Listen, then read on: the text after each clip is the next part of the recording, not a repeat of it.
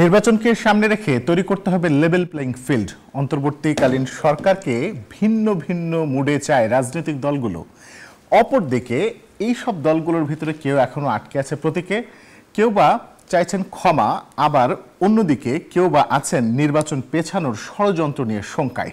সবকিছু মিলে রাজনীতিতে এখন যেন অনেকটা হজবরল অবস্থা। আর তাই মধুমতি ব্যাংক পিএলসির নতুন বাংলাদেশে আজ আমরা খুঁজব সেই প্রশ্নের উত্তর। সবাইকে স্বাগত জানাচ্ছি, আমি রিশাদ হাসান, দেখছেন নিউজ 24 এবং আজকে আমাদের আলোচনার বিষয় হজবরল রাজনীতি। আজকে বরাবরের মতোই আমাদের সঙ্গে স্টুডিওতে তিনজন অতিথি রয়েছেন। আমি একটু আমার ডান পাশ থেকে পরিচয় করে দিতে চাই। আছেন শহীদুল ইসলাম বাবুল, সাধারণ সম্পাদক, জাতীয়তাবাদী কৃষক দল। আমাদের সঙ্গে স্টুডিওতে আছেন মৌলানা আশরাফ মাহাদি, যুগ্ম আহ্বায়ক, এনসিপি। এছাড়া আমাদের সঙ্গে স্টুডিওতে উপস্থিত আছেন শাহ ইফতেখার তারিক, সাংগঠনিক সম্পাদক, ইসলামী আন্দোলন বাংলাদেশ। আপনাদের তিনজনকেই আমাদের সঙ্গে স্টুডিওতে উপস্থিত হওয়ার জন্য ধন্যবাদ। আমি শুরু করতে চাই, যেহেতু আজকে আমাদের আলোচনার বিষয় হজবরল রাজনীতি। শহীদুল ইসলাম বাবুল, আপনাকে নিয়ে শুরু করতে চাই। জোট হলেও লড়তে হবে নিজ দলীয় প্রতীকে, তাহলে বিএনপির যারা মিত্র আছে তাদের কি হবে?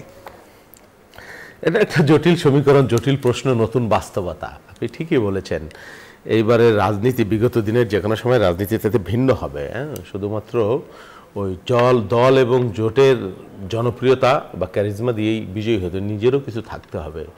আর হাসিনের আমলের মতো মানে এক জায়গায় চার্ট তৈরি করে এমপি বানাইলাম, আমি তুমি মামি ডামি যারা যেখানে ইচ্ছা, সেই বাস্তবতাও নাই। সুতরাং এইবারের রাজনীতি অবশ্যই এটা একটা নতুন চ্যালেঞ্জ বা নতুন বাস্তবতা।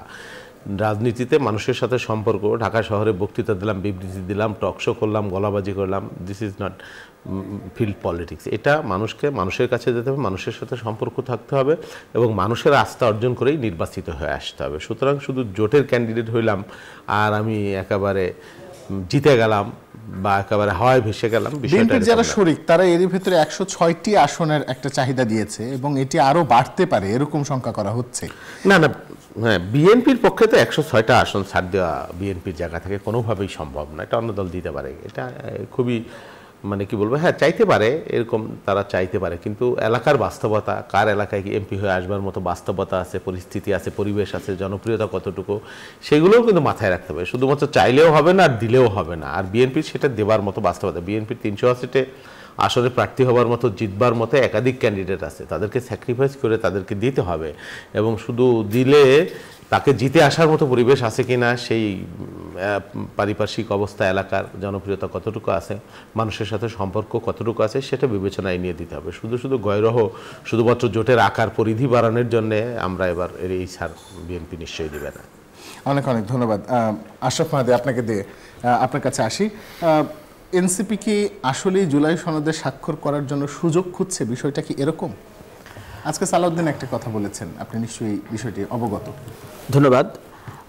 এনসিপি স্বাক্ষর করার জন্য সুযোগ খুঁজছে এই কথা তো স্পেসিফিকলি তিনিও বলেন নাই। আর আমরা যেটা দেখছি যে বাংলাদেশে যেটা বলেছেন সেটাও আসলে একেবারে ফেলে দেবার মতো নয়। দুটি দল জুলাই সনদকে নিয়ে, একটি দল জুলাই সনদে স্বাক্ষরের জন্য উপস্থিত হয়েছে, আরেকটি দল উপস্থিত হয়নি। যদিও আপনারা সহ আরও বেশ কয়েকটি দল উপস্থিত হয়নি, কিন্তু তারপর বিষয়টাকে আসলে আপনাদের দিকে ইঙ্গিত করা হলো কিনা? বিষয়টিকে আমরা কোনোভাবেই আমাদের দিকে ইঙ্গিত মনে করছি না। এর একটা বাস্তবতা আছে, আপনাকে বুঝতে হবে যে 24 পরবর্তী যে বাস্তবতাটা সংবিধানকে ঘিরে তৈরি হয়েছে, সেই বাস্তবতায় কিন্তু আমরা 72-এর সংবিধানকে অস্বীকার করছি। অতএব এখানে যারা আমরা সনদে স্বাক্ষর করিনি ভিন্ন একটা কারণে, এবং অন্য যেই দলগুলো 72-এর সংবিধানের মূলনীতি না থাকার কারণে সনদে স্বাক্ষর করেনি, তাদের সাথে আমাদের মোটেও কোনো মিল নাই। এখন তারা যদি বাস্তবতা উপলব্ধি করে ওই 4 দলের মধ্যে থেকে কোনো একটা দল আসে স্বাক্ষর করতে, সেটা করতে পারে। কিন্তু আমরা জনতার সাথে যে কমিটমেন্ট একদম ডে 1 থেকে করে এসেছি, আমরা জুলাই সনদের কথাটা যখন উচ্চারণ করেছি সর্বপ্রথম, তখনই আমরা বলেছি এটাকে আমরা কোনো 90-এর 3 জোটের রূপরেখার মতো দেখতে চাই না। আমরা এটাকে একটি আইনি ভিত্তির জায়গায়, একটি সাংবিধানিক ভিত্তির জায়গায় আমরা এটাকে দেখতে চাই। সেই জায়গা থেকে আমরা বলেছি যে ডক্টর ইউনূস এখানে জনগণের অভিপ্রায়ের ভিত্তিতে আদেশ জারি করবেন এবং সেই আদেশের ভিত্তিতে বাংলাদেশ সংবিধান 2026 হবে। এটা শুধুমাত্র একটা 17টা সংশোধনী হয়েছে, এটা একটা 18তম সংশোধনী। এই ধরনের কোনো কিছুর মাধ্যমে আমরা আসলে আরও একবার প্রতারিত হতে চাই না। আমরা চাই যে জুলাই সনদের প্রত্যেকটা বিষয়ে, যেটা বাংলাদেশের প্রত্যেকটা রাজনৈতিক দল একসাথে বসে সিদ্ধান্ত নিয়েছে যে আগামী দিনের বাংলাদেশটা কীরকম হবে, নতুন বাংলাদেশটা কীরকম হবে, সেই বাংলাদেশটা গঠনের জন্য আমরা যে মৌলিক নীতিমালাগুলো প্রস্তাব করেছি, আমরা যে সংস্কার প্রস্তাবনাগুলো সামনে নিয়ে এসেছি, সেগুলো যাতে আসলেই বাস্তবায়ন হয় সেই পরিস্থিতি তৈরি করতে হবে। আর এটার জন্য জুলাই সনদের আইনি এবং সাংবিধানিক ভিত্তির কোনো বিকল্প নাই। ধন্যবাদ। শায়েস্তা তারিক, বলা হচ্ছে বিতর্কিত উপদেষ্টাদের উপদেষ্টা পরিষদ থেকে পদত্যাগ করার কথা বা বাদ দেওয়ার কথা, এরকম কথা বিএনপিও বলেছে, এরকম কথা জামায়াত ইসলামও বলেছে। ইসলামী আন্দোলনের কাছে কি এরকম কোনো বিতর্কিত উপদেষ্টার তালিকা আছে, বা মনে হয় যে তারা বিতর্কিত বা নির্বাচন তারা থাকলে, বা এরকম স্পেসিফিক দু একজনের কথা কি বলতে পারেন যে তারা থাকলে নির্বাচন নিয়ে আসলে আপনাদেরও প্রশ্ন থেকে যাবে? ধন্যবাদ আপনাকে। আমার সহযোগী যে দুজন উপস্থিত রয়েছেন আলোচনার টেবিলে, তাদেরকে মোবারকবাদ জানাচ্ছি, এবং যারা এই মুহূর্তে আমাদের দেখছেন সেই সমস্ত দর্শকদেরকে ইসলামী আন্দোলন বাংলাদেশের পক্ষ থেকে আন্তরিক শুভেচ্ছা জানাচ্ছি। আপনার আজকের বিষয় যেটা হযবরল ও রাজনীতি, বিষয়টা খুব আমাকে চমৎকৃত করেছে। আসলেই রাজনীতিটা হযবরল অবস্থায় রয়েছে, কিন্তু যে সমস্ত দর্শক আমাদেরকে দেখছেন যারা একটু বিবেকবান, তারা একটু গভীরভাবে চিন্তা করলে দেখবেন যে হযবরল রাজনীতি কিন্তু আজকে শুরু হয়নি।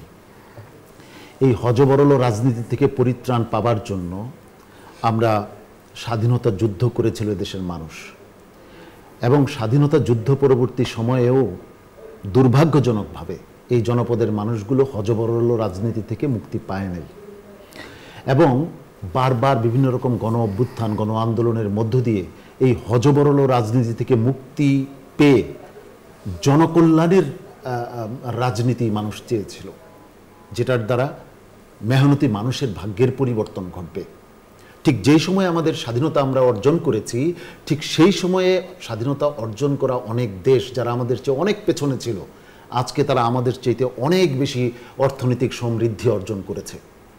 এই যে আমরা অর্জন করতে পারলাম না, মালয়েশিয়া আমাদের চেয়ে অনেক এগিয়ে গেল, সিঙ্গাপুর আমাদের চেয়ে অনেক এগিয়ে গেল, এবং অনেক রাষ্ট্র, যেগুলো আমি উদাহরণ দিলে অনেক সময় যাবে, যারা আমাদের চেয়ে অনেক এগিয়ে গেল, আমরা যে এগুতে পারলাম না, পেছালাম, এর পেছনে দায়ী কে?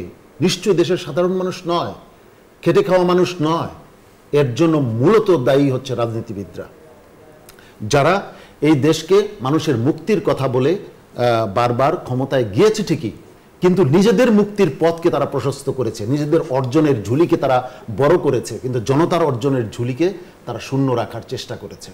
তারপরেও এর মধ্যেও এদেশের মেহনতি কৃষক, মেহনতি প্রবাসী শ্রমিক এবং গার্মেন্টস শ্রমিক সহ যারা আছে, তাদের অক্লান্ত পরিশ্রমে যা কিছু অর্জন, এদের ওই পরিশ্রমের কিছু সুফল আমরা পাই, কিন্তু এর সিংহভাগ বিদেশে পাচার হয়ে গেছে, এবং তাও নিয়েছে এদেশের রাজনীতিবিদরা।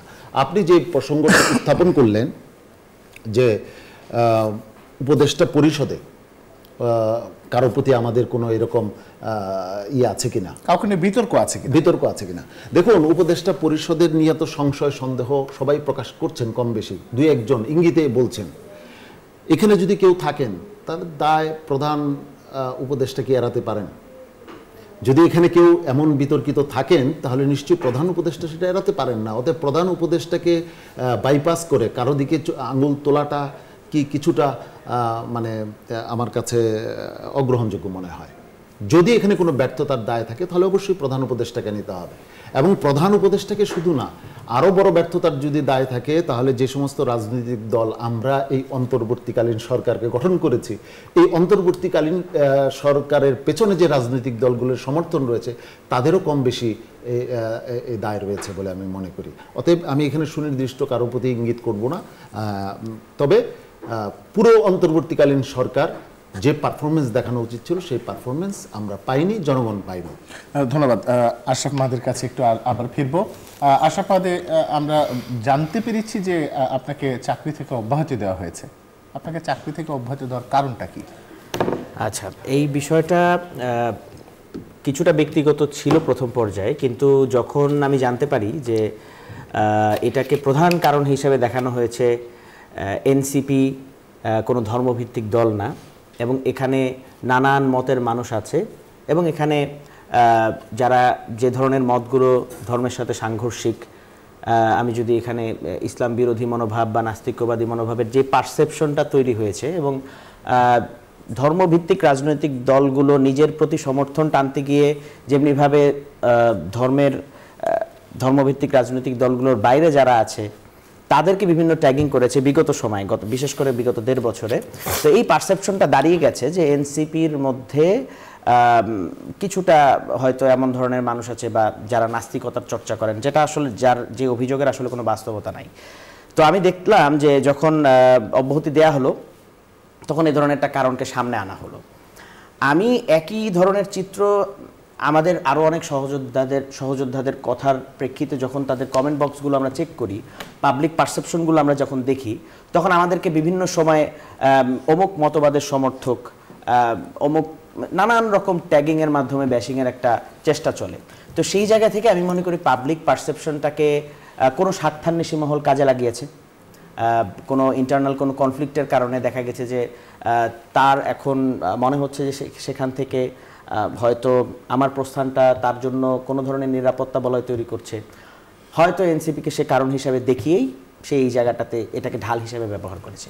এছাড়া আমি এখন পর্যন্ত একটা লিগ্যাল নোটিশ পাঠিয়েছি। আমি জানতে চেয়েছি যে কী কারণে, যৌক্তিক কী কারণে আমার বহিষ্কারটা হলো। তার মৌখিকভাবে আমাকে এই বিষয়টি জানিয়েছে। আমার কাছে এই বিষয়ের কল রেকর্ডটাও আমি সংরক্ষণ করে রেখেছি, যেহেতু এটাই একমাত্র এভিডেন্স এখন পর্যন্ত আমার কাছে। তো আমি আশা করব যে যৌক্তিক একটা কারণ আমাকে দেখানো হবে। এছাড়া যদি শুধুমাত্র এটাই কারণ হয়, তাহলে আমি বলবো যে পারসেপশনের যেই অপরাজনীতি শুরু হয়েছে, ধর্মীয় দলের বাইরে অন্যান্য দলকে ধর্মহীন জ্ঞান করা বা তাদেরকে ধর্মহীন একটা ট্যাগ দেওয়ার চেষ্টা করা, সেটা থেকে বের হয়ে আসা দরকার। জি, আশরাফ মাহমুদ আপনার কাছে আবার ফিরবো। আমি একটু শহীদুল ইসলাম বাবুল আপনার কাছে আসি। আসলে ধর্মভিত্তিক ট্যাগ দিয়ে বা নাস্তিকতার ট্যাগ দিয়ে আসলে চাকরিচ্যুত করা বাংলাদেশে 24 পরবর্তী বা 24-70 সময়ে এই জিনিসটাকে আপনি কিভাবে দেখেন? এটা কোনোভাবেই গ্রহণযোগ্য না যে এই কি মানে ব্যক্তিগত জীবনে কে কেমন চর্চা করলো, কি করলো, এটা আপনার কর্মসংস্থান, চাকরি। আমার কথা হলো আমি আমার জব সেন্টারে আমার রেসপন্সিবিলিটি কতটুকু পালন করলাম, এর বাইরে ব্যক্তিগতভাবে আমি কি করি না করি এটা দেখার অধিকার মনে হয় না বাংলাদেশের কোনো প্রতিষ্ঠানের বা চাকরি বিধির মধ্যেও থাকতে পারে। এটা দুর্ভাগ্যজনক আর কি যদি হয়ে থাকে। সেটা সে আশরাফ মেহেদীর ক্ষেত্রে যদি হয়ে থাকে, নিশ্চয়ই আইনি ব্যবস্থা গ্রহণ করলে আমি আশা করি সে প্রতিকার পাবে। আমি এখানে ছোট করে একটু অ্যাড করে রাখি, যেহেতু এটা একটা মাদ্রাসা, কওমি মাদ্রাসা, অতএব যদি অভিযোগটা লেজিট হয় তাহলে তাদের অধিকার আছে আসলে এই ধরনের একটা সিদ্ধান্ত নেয়ার। কিন্তু আমি চ্যালেঞ্জ করেছি যে এই ধরনের কোনো মতবাদের চর্চা, এবং আমরা জানি যে এনসিপি কোনো আদর্শিক সংগঠন না, নির্দিষ্ট কোনো আদর্শকে, কোনো ধর্মীয় মতাদর্শ অথবা নির্দিষ্ট কোনো আদর্শকে সে ফলো করে না। নানান সময় আমরা দেখি যে এনসিপিকে সেকুলারিজমের ট্যাগ দেওয়া হচ্ছে, অথচ 72-এর সংবিধানের যে 4 মূলনীতি সেটা বাতিলের কথা তো এনসিপি একদম প্রথম দিন থেকে বলে আসছে। তো সেই জায়গা থেকে আদর্শিক যে দ্বন্দ্বগুলো, আমরা যেহেতু 5ই আগস্টে, জুলাই আগস্টের এই যে গণ অভ্যুত্থান, এই গণ অভ্যুত্থানকে আমরা সফলই করতে পেরেছি, আমরা একটা পোস্ট ইডিওলজিক্যাল জায়গায় দাঁড়াতে পেরেছি বিধায়, আমরা আদর্শিক বিভাজনগুলোকে ভুলে একটা জায়গায় আসতে পেরেছি বিধায় আমরা জুলাই আগস্টকে সংগঠিত করতে পেরেছি, এবং সেই চিন্তার উপরেই কিন্তু এনসিপি, জাতীয় নাগরিক পার্টির গঠন হয়েছে। তো সেই জায়গা থেকে আমি এই বিষয়টাকে আমি একটু স্পষ্ট করতে চাই। ধন্যবাদ। আমি একটু শাহেদ শেখর তারেক আপনার কাছে আসতে চাই যে এনসিপি কি আসলেই নাস্তিকদের সংগঠন কিনা, বা মাদ্রাসায় চাকরি করলে, মানে মাদ্রাসায় চাকরি করলে বা কওমি মাদ্রাসায় চাকরি করলে এনসিপি বা অন্য কোনো রাজনৈতিক সংগঠন করা যাবে না, এরকম কোনো বিধান কি আছে কিনা আপনার জানা মতে? এই বিষয়টা আমি প্রশ্নের উত্তরটা দেওয়ার জন্য খুব মনে করছি না, কি বলে উপযুক্ত ব্যক্তি মনে করছি না। না, তারপরও এনসিপি সম্পর্কে আমি বলতে পারবো না, এনসিপি সম্পর্কে এসেছে সেহেতু আপনার কাছ থেকে আমরা এই মন্তব্য জানতেই পারি। কোনটা আরেকবার বলুন। আমি এনসিপি সম্পর্কে আমি কিছু বলতে পারবো না, কারণ এনসিপির আসলে তার দলীয় আদর্শ এবং কি এটা আমাদের কাছে এখনো স্বচ্ছ বা স্পষ্ট না। যেমন একটা রাজনৈতিক ব্যবস্থা, সেই ব্যবস্থাটা কি, এটা হয়তো আমার কোনো দুর্বলতা, আমি হয়তো এটা স্টাডি করা হয় নাই, যার কারণে আমি এনসিপি, আপনি এক কথায় যে এনসিপি কোন আদর্শের উপর প্রতিষ্ঠিত, এটা আমি দৃঢ়ভাবে, স্বচ্ছভাবে, স্পষ্টভাবে বলতে পারছি না। এটা আমার অস্পষ্টতা। তাহলে এখানে শুধুমাত্র একটু সংযুক্তি, মানে যদি এনসিপির আদর্শ নিয়ে প্রশ্ন ওঠে, তো আমি বলবো যে এখানে আমাদের 24 দফার ইশতেহারটা খুব স্পষ্টভাবেই সামনে আছে। আমরা নাগরিক অধিকারকে সবচেয়ে বেশি প্রায়োরিটি দিয়ে, প্রাধান্য দিয়ে আমরা রাজনীতি করে আসছি। নাগরিকদের অধিকার যাতে সুনিশ্চিত হয়, বাংলাদেশটা যাতে নতুন একটা বাংলাদেশের দিকে যাত্রা হয়, আমাদের 24 দফার ইশতেহারে এই বিষয়গুলো আমি মনে করি যে স্পষ্টভাবে আছে। তো সেই জায়গাটায় আমি মনে করি যে আমাদের দলীয় অবস্থান, এনসিপির ব্যাপারে আমি কোনো মন্তব্য করতে চাচ্ছি না, আরেকটু সময় লাগবে। তারপরও আমার একটা সংযুক্ত প্রশ্ন আছে। জি বলুন। প্রশ্নটা হলো যে কওমি মাদ্রাসায় যদি কেউ পড়াশোনা করে বা চাকরি করে, তাহলে সে আসলে অন্য কোনো রাজনীতি করতে পারবে কিনা বা রাজনীতি করতে বাধা আছে কিনা। ধরেন সে বিএনপি করতে পারে, ধরেন সে জাতীয় পার্টি করতে পারে, কোনো বাম রাজনীতি করতে পারে, এরকম কোনো বাধ্যবাধকতা আছে কিনা যে সে অন্য কোনো রাজনীতি করতে পারবে না? দেখুন, আমি কেন বললাম যে আমি এই ক্ষেত্রে খুব যোগ্য ব্যক্তি নই, কারণ আমি কওমি মাদ্রাসার ছাত্রও নই, শিক্ষকও নই, আমি কওমি মাদ্রাসা থেকে উঠে আসা কেউ নই। অতএব কওমি মাদ্রাসায় কে রাজনীতি করতে পারবে, কোন রাজনীতি করতে পারবে, এটা কওমি মাদ্রাসার সংশ্লিষ্ট যারা আছেন তারাই বলতে পারবেন। আর এনসিপি সম্পর্কে কোনো সুনির্দিষ্ট মতামত দিতে হলে আরও সময় অপেক্ষা করতে হবে। কারণ হচ্ছে যে এনসিপি গঠিত হয়েছে খুব বেশি দিন হয়নি। আমরা কিছুদিন চর্চার মধ্য দিয়ে, কারণ অনেক সময় যা কিতাবে থাকে বাস্তবতায় ভিন্ন দেখা যায়। তো আমরা আশা করব যে আরও কিছুদিন গেলে আমরা হয়তো মূল্যায়ন করতে পারবো। যে কোনো রাজনৈতিক দলের ক্ষেত্রেই এটা প্রযোজ্য, এটা শুধু এনসিপির ক্ষেত্রে না। যে কোনো রাজনৈতিক দল তার চর্চার মধ্য দিয়ে, তার রাজনীতির মধ্য দিয়ে মানুষের কাছে পরিচিত হয়ে ওঠে যে সে কোন আদর্শ লালন করে। আপনি যেটা বললেন যে কোনো প্রতিষ্ঠান থেকে কাউকে করা যাবে কিনা, না, কোনো প্রতিষ্ঠান থেকে তার চাকরি বিধি যদি সে লঙ্ঘন না করে থাকে, তাহলে তাকেই করতে হলে তো নিশ্চয়ই সেটা অন্যায় হবে। আমি জানি না এখানে আপনি যে প্রসঙ্গটা তুলেছেন আশরাফ মাহাদির প্রসঙ্গে, আমি আসলে বিষয়টা সম্পর্কে একেবারেই ওয়াকিবহাল না, যে কি ঘটনা ওয়াকিবহাল না থাকার কারণে আমি এই বিষয়ে কোনো মন্তব্য করতে পারছি না। জি, ধন্যবাদ। আমরা আবারও আলোচনায় ফিরবো, কিন্তু তার আগে আমরা ছোট্ট একটা বিরতিতে যেতে চাই। বিরতির পর যখন ফিরবো তখন থাকছে বাকিটা, সঙ্গে থাকুন। বিরতির পর স্বাগত আরও একবার। দেখছেন নিউজ 24, চলছে বন্ধুমত ব্যাংক পিএলসি নতুন বাংলাদেশ। আপনাদের সঙ্গে আছে রিশাদ হাসান। আজকে আমরা আলোচনা করছি হযবরল রাজনীতি নিয়ে। আমরা একটু শহীদুল ইসলাম বাবুল আপনার কাছে যেতে চাই।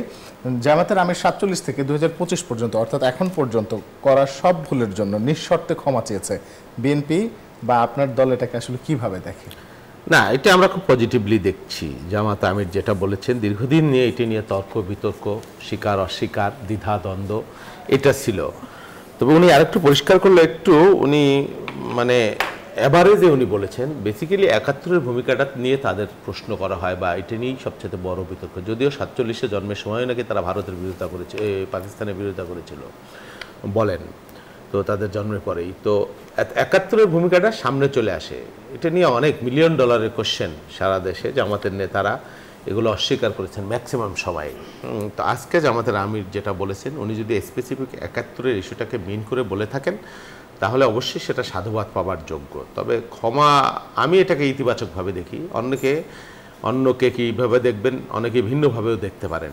হ্যাঁ, সবাই ক্ষমা চাইলে ক্ষমা করবে এমনও সবার মানসিকতা এমন নাও হতে পারে। আর এই ঘটনার মধ্য দিয়ে আরেকটা জিনিস হলো, ওই আইনের ভাষা যেটা বলেন মারপ্যাচ, যে মূলত তারা 71-এর অপরাধটা স্বীকার করে নিয়েছে। তাহলে তো আবার ভিন্ন প্রশ্ন আসতে পারে। আপনি যদি লিগ্যাল পয়েন্ট বলেন, তো সেই অপরাধের বিচারের প্রশ্ন, আইনগত বিচারের, যদি 2024-এর বিচার হয়, তাহলে 71-এর বিচার কেন হবে না, এই প্রশ্ন আসতে পারে। তবে এটা দীর্ঘদিনের একটা প্রশ্ন ছিল জামাতের বিরুদ্ধে। ওনারা বলেছেন যদি মানুষ ওনাদেরকে ক্ষমা করে দেয়, তাহলে একটা বিষয় অন্তত রিজলভ হলো। কোনো কিছুই তো শেষ হয় না, বাতাসের মধ্যে শব্দের অনুরণন হয় আর কি। তো সেই অনুরণনের মতোই 71 ইস্যুটা খুবই জীবন্ত ইস্যু হয়েছিল দীর্ঘদিন। এটা এখন জামাতের আমির বলার পরে এটা নিয়ে নতুন আলোচনা হবে, নতুন প্রেক্ষাপট হবে। তবে এটাকে আমি ইতিবাচকভাবে দেখতে চাই। আমরা বিএনপির পক্ষ থেকে, বা আমি ব্যক্তিগতভাবে আমি মনে করি যে ভুল স্বীকার মতো মানুষ ভুল করে, উনি যেটা বলেছেন শয়তানের ভুল হয় না, ওনার রাজনৈতিক দল হিসেবে ওনাদের বলছিল, হ্যাঁ অবশ্যই সেটা বলে 71-এ তাদের যে অবস্থান, এটা তো নির্দ্বিধাই বলা উচিত যে তাদের এটা ভুল ছিল। শুধু সেটা না, গণহত্যার যে অনেক ঘটনার তারা পাকিস্তানিরা তাদের বাড়িঘর চিনত না, তারা এই কাজে তাদেরকে সহযোগিতা করেছে, এরকম কথাও, এরকম অভিযোগও জামাতের নেতৃত্বের বিরুদ্ধে ছিল। সেটা তো গুরুতর অভিযোগ। তো এটা নিয়ে অনেকবার আলোচনা হয়েছে, জানি না এখন সেটা কোন দিকে বাঁক নেবে। ধন্যবাদ। আপনার কাছে আবার আসবো। আশরাফ মাহাদি, একটু বলবেন যে আসলে এই ধরনের ক্ষমা চাওয়ার ঘটনা, আবার বিশেষ করে যেহেতু এটি নির্বাচনের আগে, এই ধরনের ক্ষমা চাওয়াটা কি আসলে শুধুই রাজনৈতিক নাকি আসলেই দলীয়ভাবে বা সাংগঠনিকভাবে ক্ষমা চাওয়ার বিষয়টা হলো, আপনি কিভাবে দেখছেন? ব্যক্তিগতভাবে জামায়াতের আমির সাহেবের ব্যাপারটা আমার কাছে 5 তারিখের পর থেকে একটু ভিন্ন মনে হয়েছে। উনি ট্র্যাডিশনাল জামাতের যে রাজনীতি সেটা থেকে কিছুটা, আমার মনে হয়েছে কিছুটা প্রোগ্রেসিভ রাজনীতির দিকে আসতে চাইছেন।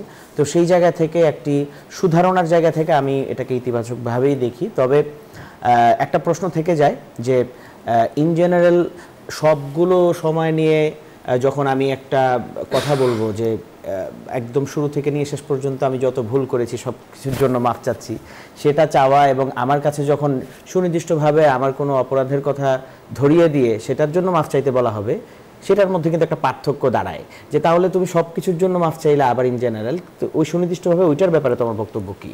তো সুনির্দিষ্ট জায়গাটায় আইনগত, অর্থাৎ এটা যদি লিগ্যাল পার্সপেক্টিভ থেকে দেখি তখন আসলে এই জায়গায় প্রশ্নটা থেকেই যায় যে 71 নিয়ে ওনারা আসলে যেই একটা মানে আমরা বলবো যে 2013 সালে আন্তর্জাতিক অপরাধ ট্রাইব্যুনালের যেই ট্র্যাজেডিগুলো আমরা দেখেছি, এটাকে আসলে আমরা কিসের ভিত্তিতে বিচার করব?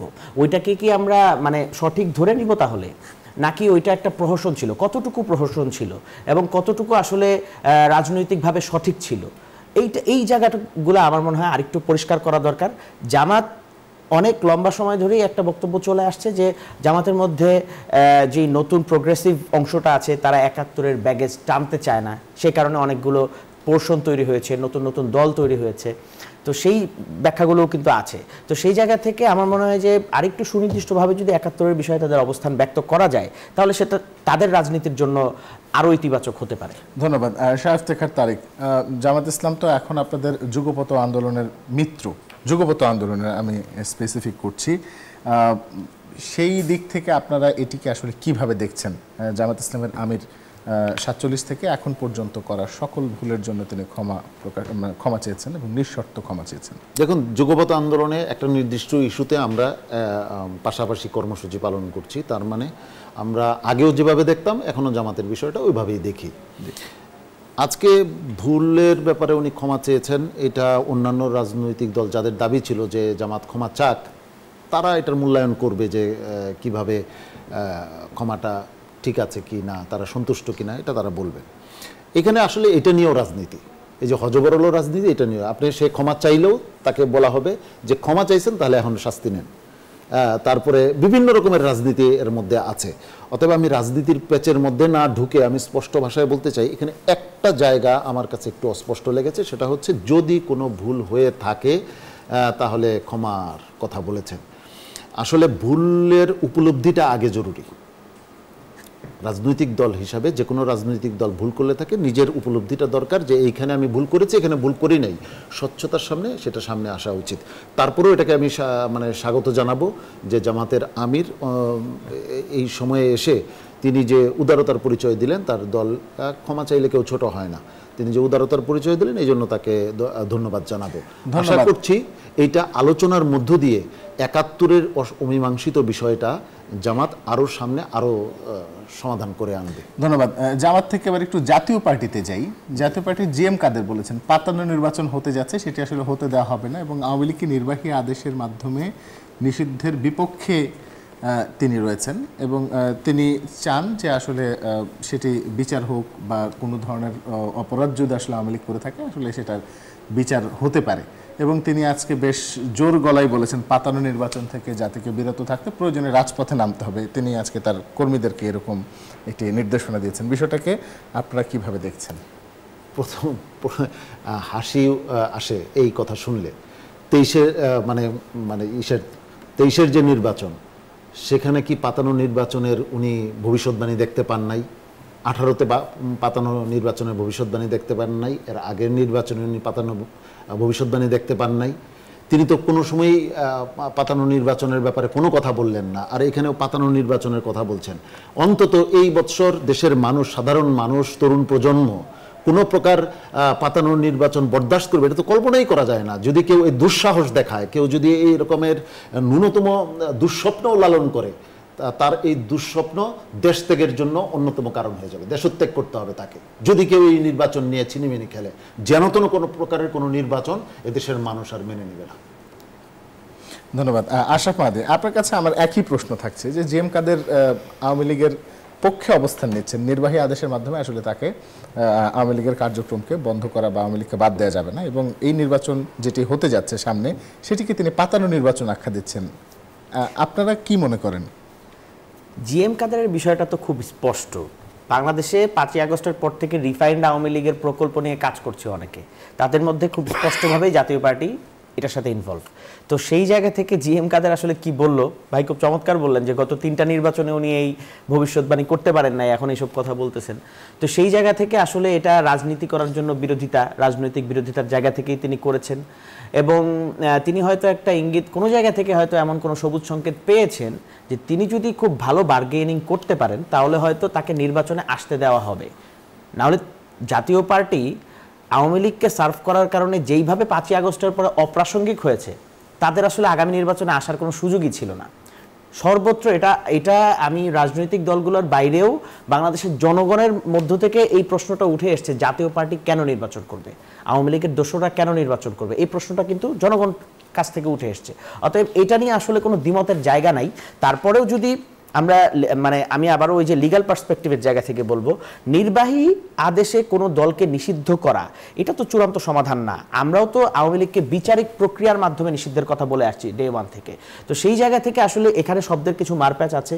এখানে বিভিন্ন রাজনৈতিক দল অনেক সময় বলেছে যে নির্বাহী আদেশে আওয়ামী লীগকে নিষিদ্ধ করা যাবে না, তো সেটার সাথে আংশিকভাবে আমরা একমত, কিন্তু আওয়ামী লীগকে নিষিদ্ধ করতে হবে, আওয়ামী লীগের বিচার নিশ্চিত করতে হবে, এইটা নিয়ে আমরা একদম শুরুর দিন থেকে কথা বলে আসছি। এবং যেই কাজটা আসলে যেভাবে নিষিদ্ধ করলে এটা কার্যকরী হবে, এটা আবার ফিরে আসবে না, মানে জামাত নিষিদ্ধের মতো রাজনৈতিক প্রতিহিংসামূলক কোনো আচরণ আওয়ামী লীগ যেটা করেছে সেই ধরনের কোনো প্রতিহিংসামূলকভাবে নির্বাহী আদেশে নিষিদ্ধ করার মতো কোনো বিষয় আবারও ঘটবে না, সেই জায়গা থেকে আমরা আসলে আশঙ্কার জায়গাটা বলছি।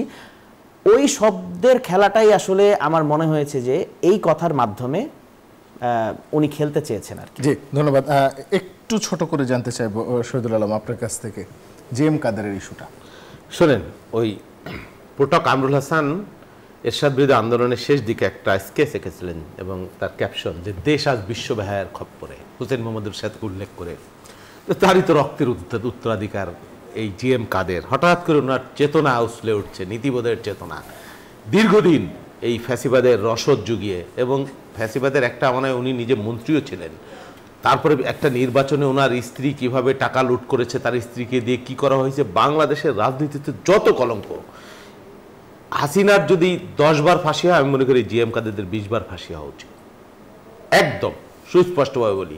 আপনার মনে আছে যে ভারত থেকে ফিরে উনি এয়ারপোর্টে, মানে কি বলবো, রাজনীতির মানে মেধা জ্ঞান শুধুমাত্র এরশাদের ভাই বলে উনি রাজনীতিতে তাকে আনতে হবে, জাতীয় পার্টিতে রাখতে হবে, খুবই দুর্ভাগ্যজনক। বললেন যে সাংবাদিকরা জিজ্ঞেস করলো যে কি কথা হলো, বলে তাদের অনুমতি ছাড়া বলা যাবে না, প্রকাশ্যে বলতেছেন। সততার সাথে বলেছেন। হ্যাঁ, সততার সাথে একেবারে একনিষ্ঠভাবে অনুচর। ভারতের দালাল যদি কোনো দলকে আপনি বলেন, বিশুদ্ধ দালাল, আওয়ামী লীগকে হয়তো বলবেন ঠিকই আছে, কিন্তু আপনি এরশাদকে বাদ দিয়ে যদি বলেন, খুবই বেইনসাফি হয়ে যাবে এটা এই কি এরশাদের দলকে। তো এদের চোরের মায়ের বড় গলা, উনি আন্দোলন করবেন, বাংলাদেশের মানুষকে ভয় দেখান, হাসবো না কাঁদবো নাকি মাটি ফাঁকাও চলে যাব, সেই চিন্তা করতেছি আর কি। দুর্ভাগ্যজনক। হ্যাঁ, তবে তাদের নির্বাচন করতে পারবে কি পারবে না, বা জাতীয় পার্টিকে নিষিদ্ধ করা যাবে কি যাবে না, করা উচিত না, সেটা ভিন্ন আলোচনা। কিন্তু জি এম কাদেরের এই আজকের বক্তৃতার প্রেক্ষাপটে কত বছর পরে ওনার চেতনা যে উতলে উঠছে আমি জানি না, হঠাৎ করে নবযৌবন পেয়েছেন মনে হয়। জি, অনেক অনেক ধন্যবাদ। আমরা এবার একটা ছোট্ট বিরতিতে যাব। বিরতির পর যখন ফিরবো তখন থাকছে বাকি আলোচনা। নিউজ 24 এর সাথে থাকুন। বিরতির পর স্বাগত আরেকবার। দেখছি নিউজ 24 চলছে মধুমতি ব্যাংক পিএলসি নতুন বাংলাদেশ। আপনাদের সঙ্গে আছে রিশাদ হাসান এবং আমাদের সঙ্গে আমাদের অতিথিরা রয়েছেন। আমি একটু শহীদুল ইসলাম বাবুল আপনার কাছে আসতে চাই। কিশোরগঞ্জের সাবেক বিএনপি নেতা হঠাৎ আওয়ামী লীগে যোগ দিলেন, কারণটা কি? নানান স্ট্যান্ডবাদী নানান জায়গায় আমি দেখছি পত্রিকায়। শোনেন, বিএনপি হাজার হাজার নেতাকর্মী, লক্ষ লক্ষ নেতাকর্মীর দল, কে কোন জায়গায় অভিমান করে গুসা করে এমন ঘোষণা দিল, এটা খুব একটা মানে কি বলে রাগ করে এনসিপিতে যোগ দিতে পারতো, জামাত ইসলামে যোগ দিতে পারতো, কোনো বাম দলে যোগ দিতে বিএনপির পারতো, পর রাগ অন্য যে করে কোনো বিএনপি জায়গায়। বিরোধী প্রতিশোধ নেওয়ার জন্য বিএনপি আমাকে কিছু দিল না, কিন্তু আমাকে আওয়ামী লীগ তো বঞ্চিত দেশেই করলো, নাই, কিন্তু সেই তাহলে অভিমান আওয়ামী থেকে লীগে আওয়ামী লীগে শোনেন এনসিপিতে যোগ দিলে এটা নিউজ হতো না, হ্যাঁ, বা জামাত ইসলামে যোগ দিলেও বড় নিউজ হইতো না, আওয়ামী লীগে যোগ দিয়েছে এটা বড় নিউজ, সে জানে, সেজন্যই সে এটা করে থাকতে পারে। না, তারপরেও আসলে মানে যেহেতু তিনি আসলে দীর্ঘ সময় বিএনপি করেছেন এবং সম্ভবত সর্বশেষ কাউন্সিলেই তিনি বাদ পড়েছেন, আপনারা কি মনে করেন যে আসলে ওই যে তিনি আসলে কমিটিতে না থাকার কারণে? শোনে, কাউন্সিলে বাদ পড়ার আগে যদি উনি যোগ দিতেন সেটা একটা ভিন্ন মিনিং আপনি খুঁজতে পারতেন, কিন্তু কাউন্সিলে বাদ পড়ে তারপরে আওয়ামী লীগে যোগ দিলাম ঘোষণা দিয়ে, এটা একটা নিউজের জন্য, অন্য কোনো কিছু না। ধন্যবাদ। আশরাফ মাহাদি, আপনার কাছে আসি। শাপলা প্রতীক নিয়ে আসলে শেষ পর্যন্ত কি আসলে এনসিপি পেরে উঠলো না, না এটারও আসলে শেষ আছে, নাকি শেষ বলে এখনো কিছু হয়নি? আমরা তো এই বক্তব্য খুব স্পষ্টভাবে বারবার দিয়ে আসছি, শাপলাই আমাদের প্রতীক লাগবে, শাপলাই আমরা চেয়ে আসছি। এর পিছনে যুক্তিসঙ্গত কারণ আছে, আমরা আসলে অযৌক্তিকভাবে দাবিটা করছি না। নির্বাচন কমিশন স্ট্রেট ফরওয়ার্ড বলে দিলেন যে ওনারা আমাদেরকে ব্যাখ্যা দিবেন না, কেন ওনারা শাপলা দিবেন না, এই ব্যাখ্যাটা ওনারা দিবেন না। তাহলে সাংবিধানিক একটা প্রতিষ্ঠান, রাষ্ট্রীয় একটা প্রতিষ্ঠান, যে জনগণের কাছে জবাবদিহিতা করতে বাধ্য, সে সেই জায়গা থেকে এই কথা বলতে পারে কি না যে আমরা কেন দিব না, আমাদের মন চাইছে দেখে দিব না, এইটা তো তার বলার এখতিয়ারই নাই। প্রথমত আমরা এই জায়গাটাই বলে আসছি যে আইনি কোনো ব্যাখ্যা নির্বাচন কমিশনের কাছে নাই।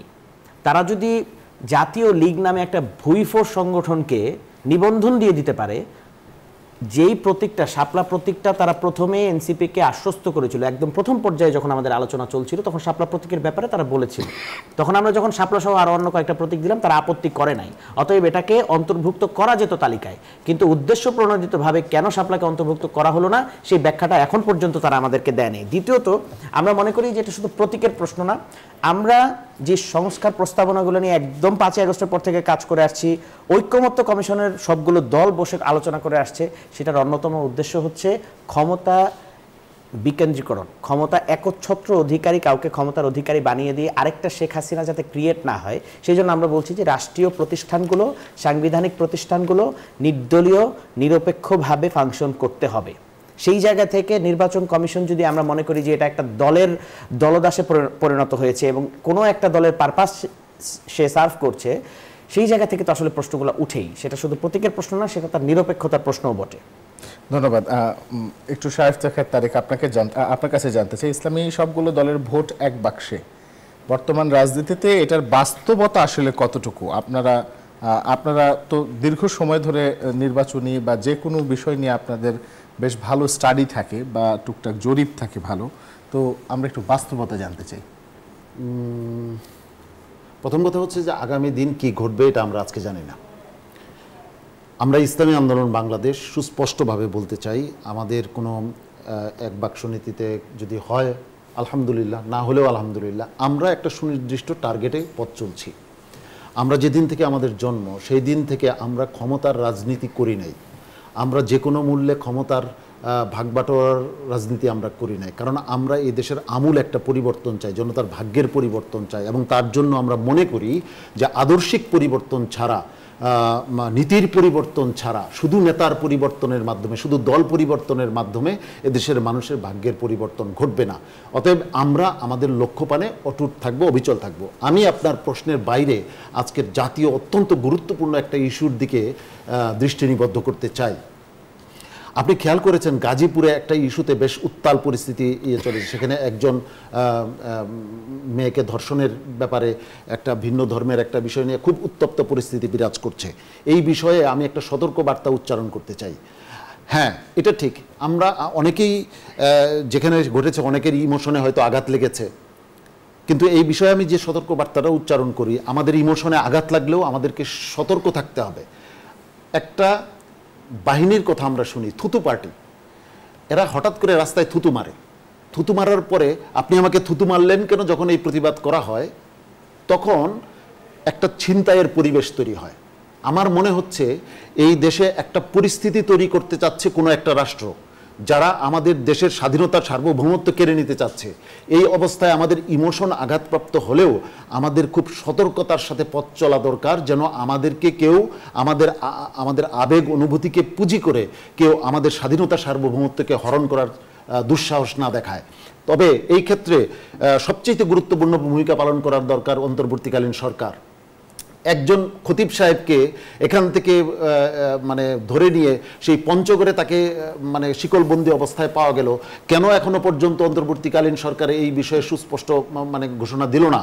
কেন তারা কার্যকর ভূমিকা তাদের দৃশ্যমান হচ্ছে না? এই বিষয়ে আমি জোর দাবি জানাবো, অন্তর্বর্তীকালীন সরকার এবং প্রশাসন যদি সঠিক দায়িত্ব পালনে ব্যর্থ হয় তাহলে জনগণের যে আবেগ অনুভূতি সেটা কিন্তু বিস্ফোরণে রূপ নিতে পারে। সর্বশেষ ওই যে আশরাফ মাহাদি একটা কথা বলেছে, নির্বাচন কমিশন জাতীয় লীগ নামে একটা দলের নিবন্ধন দিচ্ছে। প্রত্যেকটা মানুষকে সতর্কতার সাথে দেখতে হবে এইবার নির্বাচন কমিশন কাদের নিবন্ধন দিচ্ছে। যদি নির্বাচন কমিশন কোনো যার পাওয়ার কোনো সুযোগ নাই এমন দলকে নিবন্ধন দিয়ে থাকে, তাহলে বুঝতে হবে এই নির্বাচন কমিশন কলের পুতুল, সে ওই সুতার দ্বারা নিয়ন্ত্রিত। অতএব এই জাতীয় নির্বাচন কমিশনের মাধ্যমে কোনো ভালো নির্বাচন আমরা আশা করতে পারি। একটা প্রশ্ন আমি আপনাকে করতে চাই, সেটি হলো যে আগে মানে একটা নির্দিষ্ট সময় পর্যন্ত বা এই গেল বছর 5ই আগস্টের আগ পর্যন্ত আসলে বিশেষ করে যারা ইসলাম ধর্মের অনুসারী বা ধর্মভিত্তিক রাজনীতি যারা করে তারা আসলে মন খুলে প্রাণ খুলে কথা বলতে পারতেন না, তাদের মত প্রকাশ করতে পারতেন না, কোনো ধরনের আন্দোলন সংগ্রামে তারা সেভাবে অংশ নিতে পারতেন না, বস্তুত পালিয়ে পালিয়ে তাদের থাকতে হতো। কিন্তু এখন তো আসলে অবস্থার পরিবর্তন হয়েছে। তো যে বিষয়গুলো আসলে আপনি একটু আগে তুললেন, সে বিষয়গুলো নিয়ে আসলে প্রতিবাদ বা সেই বিষয়গুলো নিয়ে আপনারা সরাসরি সরকারের সাথে কি আসলে কথা বলেছেন বা বলার চেষ্টা করছেন? টুকটাক প্রতিবাদ তো হচ্ছে, কিন্তু এইখানে একটা চক্রান্তের গন্ধ আমরা পাচ্ছি, যে এরকম সাম্প্রদায়িক উস্কানি বা এরকম মানে একটা পরিস্থিতি সৃষ্টি করে যে এই দেশে সংখ্যালঘুরা নির্যাতিত, এই রকমের একটা ধোয়া তোলার অপপ্রয়াস চালানো হচ্ছে। আমরা এই বিষয়ে সুস্পষ্টভাবে বলতে চাই, এ দেশের মানুষের স্বাধীনতার সার্বভৌমত্ব শুধু বাহিনী দিয়ে রক্ষিত হয় না। এই পঞ্চগড় থেকে টেকনাফ থেকে তেঁতুলিয়া পর্যন্ত একেবারে সারা বাংলাদেশের প্রতিটা মানুষ এদেশের স্বাধীনতা সার্বভৌমত্বের সৈনিক। কোনো দেশের যদি খায়েশ জাগে এই দেশের স্বাধীনতার সার্বভৌমত্বকে আঘাত করার, আমরা গ্যারান্টি দিয়ে বলতে পারি আমাদের স্বাধীনতা সার্বভৌমত্বে আঘাত করলে তাদের স্বাধীনতার সার্বভৌমত্ব অটুট থাকবে না। ধন্যবাদ। আমি একটু একদম শেষ মুহূর্তে আমরা চলে এসেছি। শহীদুল ইসলাম, আপনাকে দিয়ে শেষ করতে চাই। শেষ একটি প্রশ্ন, আপ বাংলাদেশ এবং এবি পার্টি তারা আজকে একটি অনুষ্ঠানে বলেছে যে দলগুলো আসলে জোট গঠন এবং আসন ভাগাভাগিতে ব্যস্ত, যেখানে আসলে জুলাইয়ের আকাঙ্ক্ষা স্থান পায়নি। বিষয়টাকে আসলে আপনারা কিভাবে দেখেন? নির্বাচন তো ভিন্ন ইস্যু, ভিন্ন ব্যাপার। জুলাইয়ের আকাঙ্ক্ষা বাস্তবায়ন হওয়া না হওয়ার সাথে সম্পর্ক নাই জোট গঠনের সাথে। হ্যাঁ, আপনি কোন দলের সাথে জোট গঠন করবেন সেটা ম্যাটার করে। যে গণ অভ্যুত্থানের আকাঙ্ক্ষার সাথে বৈপরীত্য আছে এরকম কারোর সাথে আপনি জোট গঠন করলেন কিনা, কোনো ফ্যাসিস্টের প্রতিভূ বা অনুচর বা সহযোগী তার সাথে আপনি জোট করলেন কিনা সেটা ইস্যু। নির্বাচন তো একটা কৌশলের, সারা দুনিয়ায় নির্বাচনের আগে জোট হয়, মহাজোট হয়, উপজোট হয়, এটা কৌশল। এর সাথে আর আপ বাংলাদেশ তো কোনো পলিটিক্যাল পার্টি না, মূলত এবি পার্টি একটা পলিটিক্যাল পার্টি, সংকীর্ণ মানে ক্ষুদ্র একটা রাজনৈতিক দল। ঠিক আছে, তাদের বক্তব্য যদি ধরে নিই, এটা রাজনৈতিক রেটরিক্যাল একটা বক্তব্য বলে আমি মনে করছি। আর আমাদের মৌলানা এরা বললেন যে কি বললেন, সাহিত্যিকার তারিখ যেটা বললেন এটা গুরুত্বপূর্ণ একটা ইস্যু। দেখেন আমাদের এখানে এই হাসিনা পালানের পরে আপনি দেখেছেন নানানভাবে বাংলাদেশকে অস্থিতিশীল করবার, বিপর্যয় করবার বা সাম্প্রদায়িক সংঘাত তৈরি করবার, সাম্প্রতিক আগুন নিয়ে যে খেলা শুরু হচ্ছে এইটা, তারপরে আপনার কি বলে এই নির্বাচন না হতে দেওয়ার জন্য নানান ধরনের ফন্দিফিকির চক্রান্ত যেগুলো হচ্ছে, কার্যত এটা বাংলাদেশ বিরোধী চক্রান্ত এবং আমাদের একটা আধিপত্যবাদী শক্তি প্রতিবেশী এর সাথে প্রত্যক্ষ পরোক্ষভাবে জড়িত। ওখানে তারা অফিস খুলে বসেছে দিল্লিতে, কলকাতায়, বীরভূমে খুলবে, আওয়ামী লীগের একটা শাখা করবে এবং কিভাবে বাংলাদেশকে পূর্বের ন্যায় তারা আবার নিয়ন্ত্রণ করতে পারে, শাসন শোষণ করতে পারে এই জিএম কাদেরদের দ্বারা, এই প্রতিভূর দ্বারা। ওই যে রক্ত তো কখনো বেইমানি করে না, বলে না যে জিএম কাদের তার ভাইয়ের রক্ত একই তো রক্ত, কীভাবে বেইমানি করবে। আর আদর্শ তাদের এই বিষয়গুলো আমাদের দেশবাসীকে এবং প্রত্যেকটি রাজনৈতিক দল, আমরা যেখানে রাজনীতি যারা করি, তাদের এই বিষয়গুলো কনসার্ন হওয়ার ব্যাপার আছে। অনেক অনেক ধন্যবাদ আমাদের সঙ্গে আজকে স্টুডিওতে যারা অতিথি ছিলেন তাদের সবাইকে। আজকের রাজনীতির যে হজবরল সেটির আলোচনা মনে হয় আমরা একেবারে শেষ পর্যায়ে চলে এসেছি। আজ আমরা শেষ করব রবি থেকে বৃহস্পতি রাত 9টা থেকে 10টা। দেখুন মধুমতি ব্যাংক পিএলসি নতুন বাংলাদেশ। হাজির হব আবার আগামী রবিবার নতুন কোনো পর্বে নতুন কোনো বিষয় এবং রাজনীতি অঙ্গনের সকল খুঁটিনাটি নিয়ে। সবাই খুব ভালো থাকুন, সুস্থ থাকুন, শুভরাত্রি।